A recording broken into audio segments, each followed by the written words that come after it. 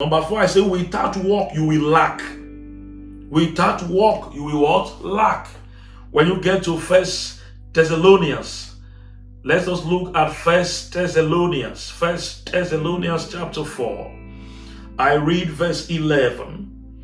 First Thessalonians chapter 4 verse 11. The Bible said, and you should study to be quiet and to do your own business and to work with your own hands as we commanded you.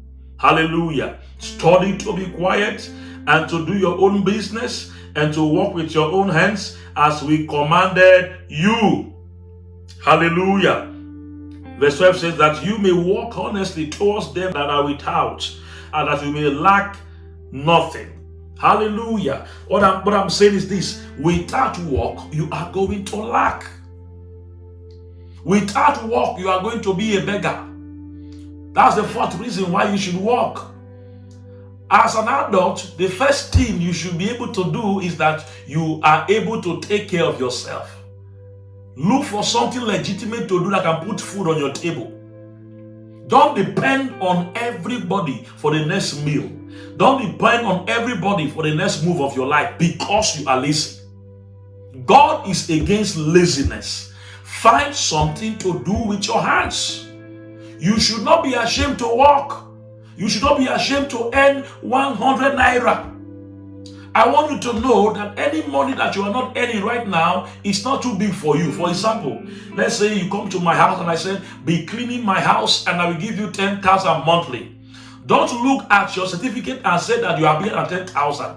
You are not bigger than 10,000 if currently you are not bringing 10,000 naira into your life. So until you begin to bring more than 10,000 into your life monthly, you can now say that this job I am offering you is too small for you. A money that you are not earning right now is big for you. It's actually bigger than your current earnings. So don't despise something because of where you have placed yourself.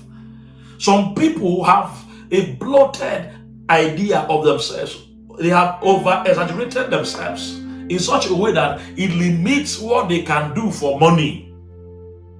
Be a wise man.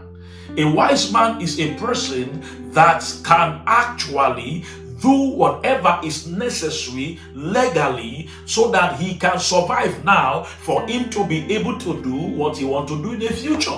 He might not like the menial jobs he's doing right now, but he has a target that if I start like this and I have a plan, one day I will be better and I'll begin to do what I really want to do with my life. If you don't have money, you will beg.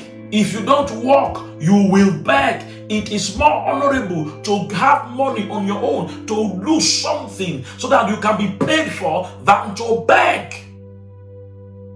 And I want to ask you, I want to tell you today, if you are a man, if you are not able to take care of yourself, if you are already begging to feed yourself, if you're already begging to fend for yourself, you are not qualified to get married. What that means is this: a man that is not working, a man that is in perpetual lack, is not supposed to bring another person into his life to endanger such a person, to limit such a person's potential. Without work, you are going to lack.